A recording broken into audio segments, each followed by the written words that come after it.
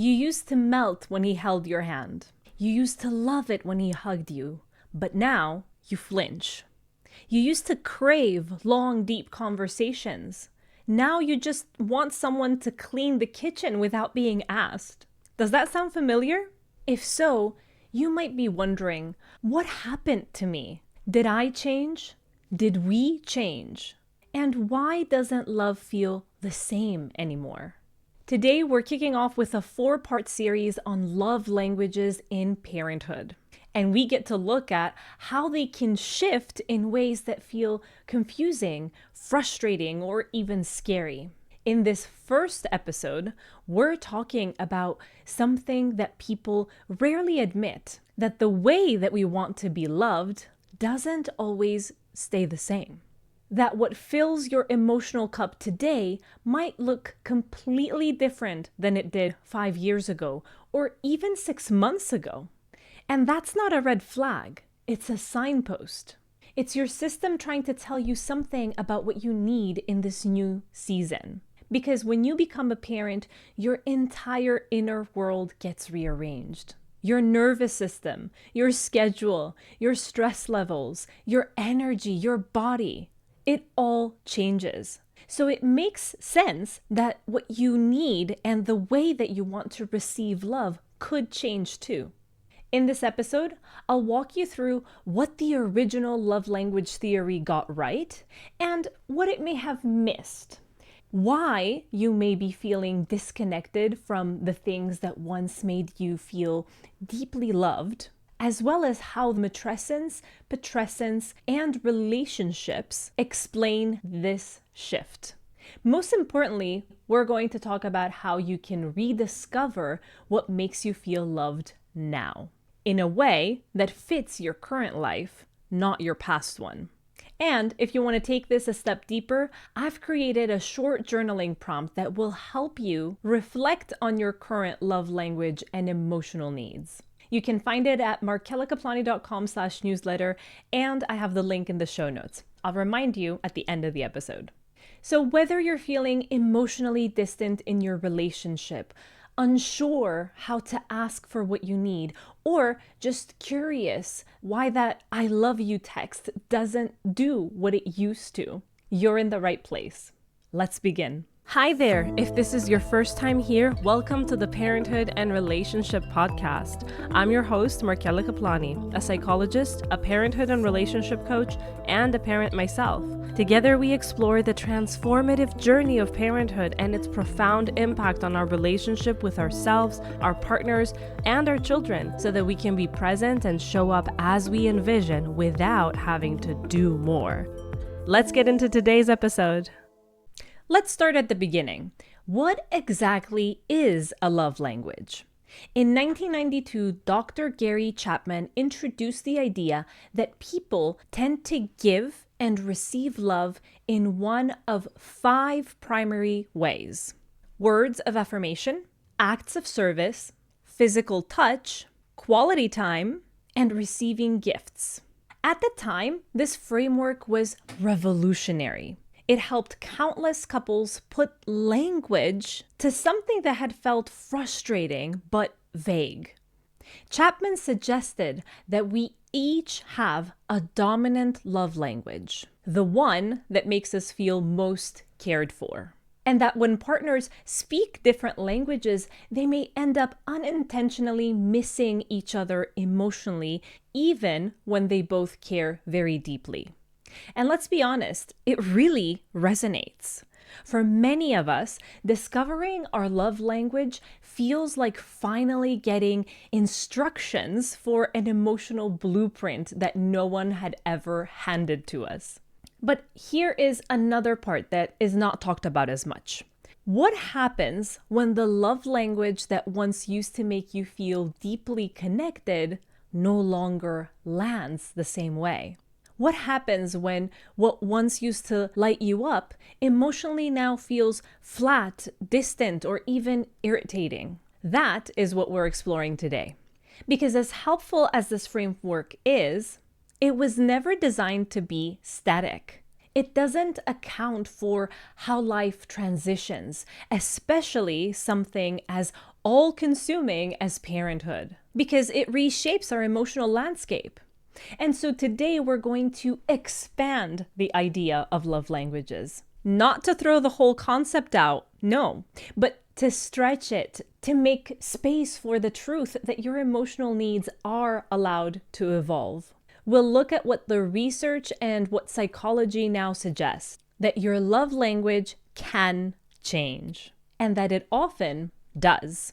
And that instead of seeing this shift as a threat to your relationship, it can actually become an opportunity, a chance to get curious, to reconnect, and to start listening to your inner self in a new way. Because maybe the question isn't, why am I not responding in the way that I used to? Maybe the real question is, what am I longing for now? So let's expand the theory a little bit. When Dr. Gary Chapman first introduced the idea of love languages, he suggested that most people have a relatively stable way of receiving and expressing love. Think of it kind of like native emotional language. You learn it very early and it stays with you. And while that idea was incredibly helpful for making sense of emotional needs in relationships, it didn't fully account for something we now understand more clearly through lived experience, through couples therapy, and in psychology. Your love language is not fixed. It's not a personality trait. In other words, yes, your love language can absolutely change. It can shift with your stress levels, your mental load, your relationship dynamics, which always are changing, your energy reserves, your trauma history, and especially with life transitions like parenthood, grief, illness, or burnout. Think about it. When you're well rested, emotionally supported, and have margin in your life, you might love long, deep conversations. But when you're sleep deprived and touched out, running on empty, what you actually need might be acts of service, someone to take something off your plate. Not to talk to you, not to touch you, just make the bottles or start the laundry. That doesn't mean you've lost your capacity for intimacy. It just means that your emotional needs are adapting to your current reality. In fact, I'd argue that your love language isn't just a way that you feel cared for, but it's also a signal. It tells you what you're running low on. What kind of care will help you regulate your nervous system and feel grounded and stay connected to yourself and your relationship? Let me give you a few examples. A partner who once thrived on quality time, lazy Saturday mornings, long drives, late night talks, may now crave acts of service because they're constantly juggling a child's schedule and working late, feeling like there's no room to breathe. What they now want is not more time together. It is less on their shoulders. Another example is a parent that is experiencing sensory overload, who used to love cuddles in the past and physical closeness, but now might suddenly pull away from touch. And this to their partner might feel very alarming. But this is not because they're rejecting their partner, but because their body is already saturated. They might need words of affirmation instead. A kind, validating text or verbal reminder that they're doing a great job. A third example, I'm thinking of someone who used to value words of affirmation. They loved compliments and encouragement, but they may no longer feel soothed by these words. That could be because what they really need right now is evidence, someone stepping in, someone following through, something tangible that says, I see you, I've got you. These shifts can feel very disorienting at first, both to you and your partner. Because what used to work, what you were trained in, what comes naturally doesn't seem to land anymore. But that doesn't mean that something is wrong. It means that something has changed. And when something changes, it's not a bad thing. It's an invitation to get curious. What am I needing now? What kind of love reaches me in this season of life? These are the kind of questions that we need to be asking so that we can reconnect with ourselves, not try to fix ourselves and go back to something that doesn't work in the now.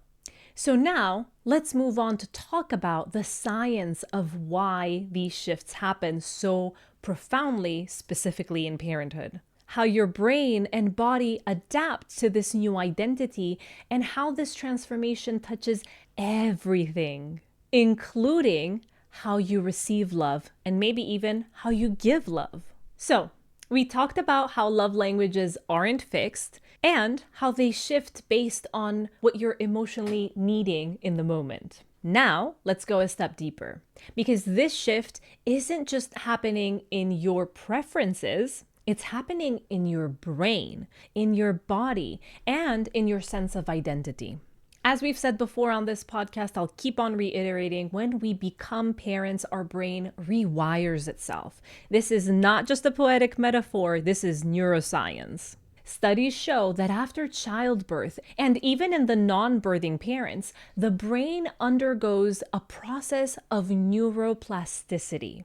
That means new pathways are being formed. Priorities are getting reorganized. Your brain starts optimizing for caregiving and emotional attunement, as well as scanning for your child's safety. It's an incredible adaptive response, but it also comes with a cost. Your bandwidth for other types of emotional processing, like romance and spontaneity or deep personal reflection, can shrink. And the things that light up your reward system also shift. What used to feel bonding, like physical touch or quality time, may now feel overstimulating or even stressful. You're just responding to new internal chemistry. Let's say that you once felt like touch is everything. Now, after a full day of being climbed on and spit on or breastfeeding, you might feel like your body isn't even yours anymore. Your brain, therefore, is telling you, I need space to regulate. I am so maxed out. In that moment, a long hug from your partner might feel less like comfort and more like pressure. And so you may be feeling awful, like, oh, am I shutting my partner out? But what it really means is that your nervous system is adapting to a very real demand, and our emotional needs are shifting in response. Now, let's layer in attachment theory for a moment. Parenthood can stir up often unexplored emotional material. This is to mean things from your childhood about how you were cared for and what love looked like and what it didn't, that can quietly rise to the surface. Suddenly, your sense of emotional safety becomes more delicate. You may find yourself craving for more reassurance or, conversely, more independence. Why? Because becoming a parent doesn't just require energy. It is asking of you to re-experience being a child in some way. Love languages often shift to reflect this. A secure partner might now need more verbal affirmation in order to feel anchored. Someone who usually craves time together might suddenly need space to feel safe again. It's all part of this attachment recalibration. And then there's culture. We live in a world that still praises self-sacrifice as the golden standard of parenting. Mothers in particular, well, we're fed the story that good moms always give, always put others first, always show up no matter the cost. And so here's what happens. Even if you were once the type of person who lit up over surprises and gifts, travel, or long, slow mornings, you might now feel that asking for those things is indulgent. So instead, you focus on doing, serving, managing. You shift toward acts of service, not always because it's your love language, but because it's what feels permitted. But here's a gentle truth. Just because it's what you're doing doesn't mean it's what you're needing. You might be living in a love language that reflects your responsibilities, not your desires. And that kind of disconnection starts to wear on you. So, moving on, let's take a moment to talk about something that still doesn't get the attention that it deserves to this day: matrescence and putrescence. You've heard me talk about this, but if you're new here, these are the psychological, physiological, emotional, mental, financial, as well as social and cultural transitions that we go through when we become parents. This is not just a role change, but an entire internal restructuring of our identity.